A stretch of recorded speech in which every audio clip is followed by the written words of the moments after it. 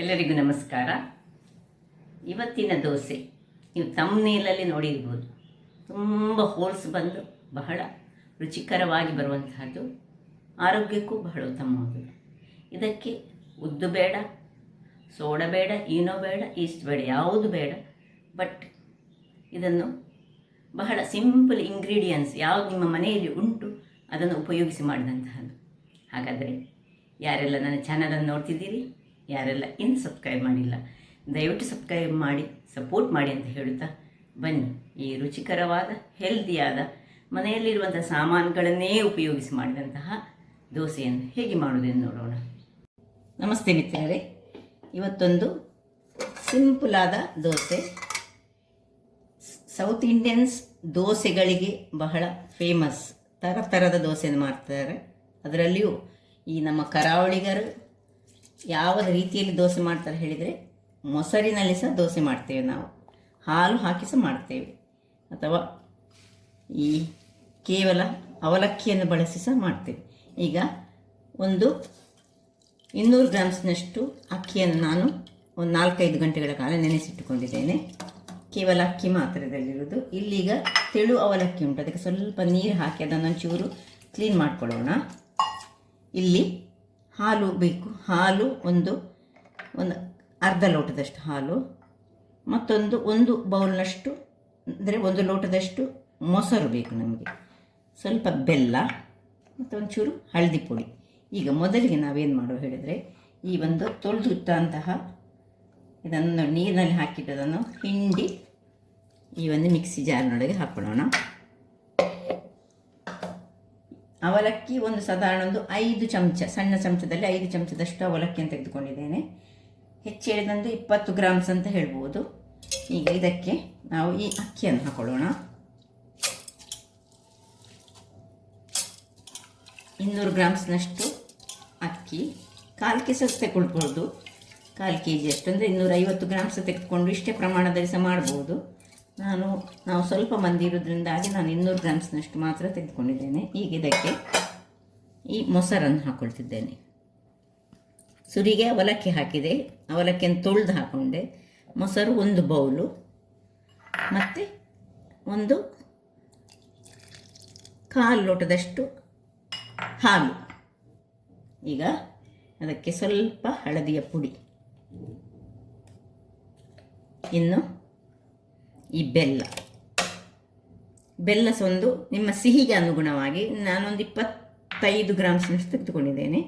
So ಈಗ ಇದನ್ನು ಒಳ್ಳೆ ಫೈನಾಗಿ ಗ್ರೈಂಡ್ ಮಾಡಿ ತರ್ತೇನೆ. ವೀಕ್ಷಕರೇ, ಇಲ್ಲಿ ನೋಡಿ, ಒಳ್ಳೆ ಫೈನಾಗಿ ಕ್ರೀಮಿಯಾಗಿ ಮೊಸರು ಹಾಕಿದ್ರಿಂದಾಗಿ ಸ್ವಲ್ಪ ಮೊಸರು ಹುಳಿಯಿದ್ರೂ ಸಹ ತೊಂದರೆ ಇಲ್ಲ, ಒಳ್ಳೆಯದಾಗ್ತದೆ. ಸೊ ಈಗ ಇದನ್ನು ಒಳ್ಳೆ ಡ್ರೈ ಪಾತ್ರೆಗೆ ಹಾಕೊಳ್ಳೋಣ. ಒಳ್ಳೆ ಫೈನಾಗಿ ಹಾಕಬೇಕು, ತುಂಬ ತೆಳು. ಈಗ ತುಂಬ ನೀರು ಹಾಕಲಿಕ್ಕಿಲ್ಲ, ಯಾಕೆಂದರೆ ನಾವು ಮೊಸರು ಹಾಕಿದ್ದೇವೆ, ಹಾಲು ಹಾಕಿದ್ದೇವೆ. ಅದರಿಂದಾಗಿ ಈಗ ಇದಕ್ಕೆ ಸ್ವಲ್ಪ ಉಪ್ಪನ್ನು ಹಾಕ್ಕೊಳ್ತಿದ್ದೇನೆ, ರುಚಿಗೆ ತಕ್ಕಷ್ಟು ಉಪ್ಪು. ಬೆಲ್ಲದಲ್ಲಿ ಸ್ವಲ್ಪ ಉಪ್ಪು ಇರ್ತದೆ, ಅದರಿಂದಾಗಿ ಸ್ವಲ್ಪ ನೋಡಿಕೊಂಡು ಹಾಕಿದರೆ ಆಯಿತು. ಬೇಕಿದ್ರೆ ಸ್ವಲ್ಪ ಇದನ್ನು ಮಿಕ್ಸಿಯನ್ನು ತೊಳೆದ ಸ್ವಲ್ಪ ನೀರನ್ನು ಹಾಕ್ಕೊಳ್ಳೋಣ.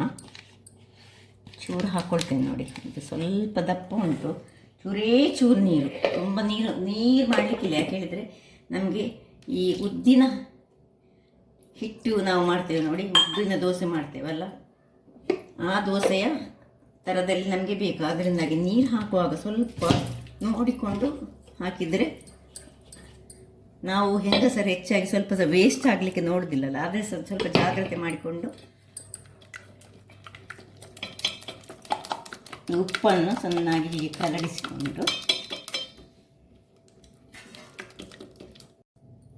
ಇನ್ನು ನೋಡಿ ಆಯಿತು, ಒಳ್ಳೆ ಇದನ್ನು ತಿರುಗಿಸಿಕೊಂಡೆ ಸ್ವಲ್ಪ.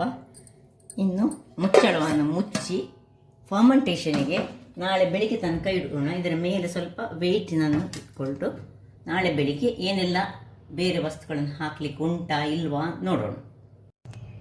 ವೀಕ್ಷಕರೇ, ನಿನ್ನೆ ರಾತ್ರಿ ಇಟ್ಟಂತಹ ಹಿಟ್ಟು, ಏನು ಉದ್ದಿನ ಬೇಳೆಯ ಏನು ಹಾಕದಂತಹ ಹಿಟ್ಟು ಹೇಗೆ ಬಂದಿದೆ.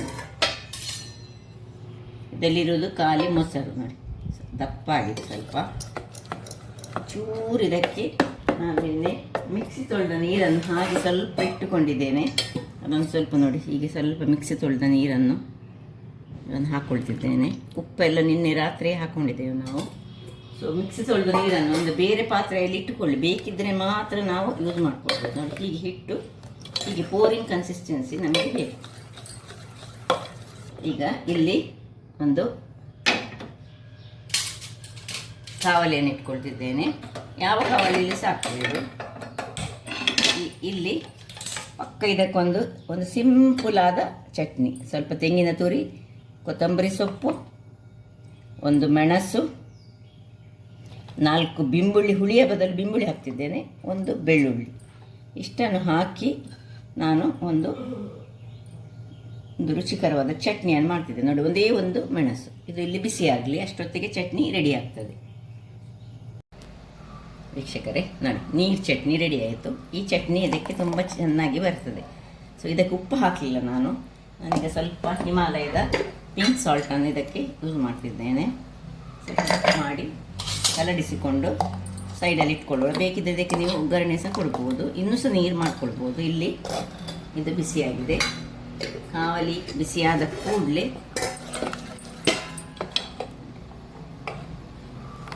ಒಂದು ಸೌಟನ್ನು ತೆಗೆದುಕೊಂಡು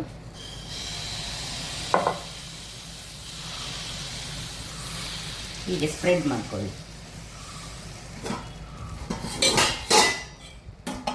ಇಷ್ಟ ಆಗುವಾಗ ಮೇಲಿನಿಂದ ತುಪ್ಪ ನೋಡಿ ಹೇಗೆ, ಒಂದು ಚೂರು ಉದ್ದ ಹಾಕಲಿಲ್ಲ, ಏನು ಹಾಕಲಿಲ್ಲ, ಯಾವ ರೀತಿಯಲ್ಲಿ ಹೋಲ್ಸ್ ಬಂತು ನೋಡಿ. ಸ್ವಲ್ಪ ತುಪ್ಪವನ್ನು ಹಾಕೊಳ್ಳೋಣ. ಸ್ವಲ್ಪ ಸೈಡ್ಸಿಗೆ ಸಹ ಬೇಕಿದ್ದರೆ ಹಾಕ್ಕೊಳ್ಬೋದು, ಅಥವಾ ಎಣ್ಣೆ ಸಹ ಹಾಕ್ಕೊಳ್ಬೋದು, ಯಾಕೆ ಆಗ್ತದೆ.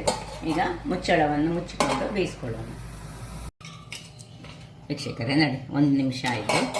ಈಗ ಇದನ್ನು ನಾವು ತಿರುವಿ ಹಾಕೊಳ್ಳೋಣ.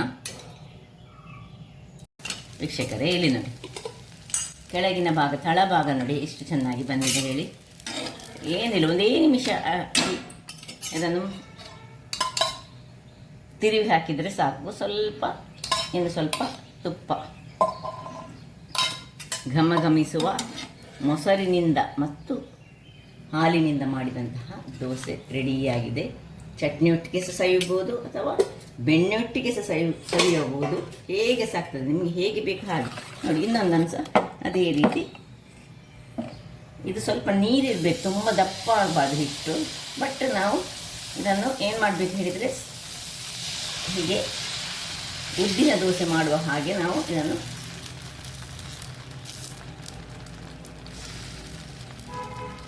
ಎಳೆದುಕೊಳ್ಬೇಕು. ಸ್ವಲ್ಪ ತುಪ್ಪ ಅಷ್ಟೇ ಇದರಲ್ಲಿ ಇರೋದು ಅಷ್ಟೇ. ನೋಡಿ ಹೇಗೆ ಕಣ್ಣುಗಳು ಅದಷ್ಟಕ್ಕೆ ಬರ್ತದೆ. ಏನು ಈ ಮೊಸರು ಅದನ್ನು ಫರ್ಮೆಂಟ್ ಚೆನ್ನಾಗಿ ಮಾಡ್ತದೆ.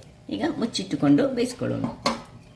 ವೀಕ್ಷಕರೇ ನೋಡಿ ಈಗ ಈ ಅಡಿಮೇಲೆ ಮಾಡಿದಂತಹದ್ದು ನೋಡಿ ಹೀಗೆ ಸ್ವಲ್ಪ ಹೆಚ್ಚು ಸಹ ಬೇಕಿದ್ರೆ ಕಾಯಿಸ್ಕೊಳ್ಬೋದು, ಅಥವಾ ಇಷ್ಟು ಕಾಯಿಸ್ಕೊಂಡ್ರೆ ಸಹ ನಡೀತದೆ.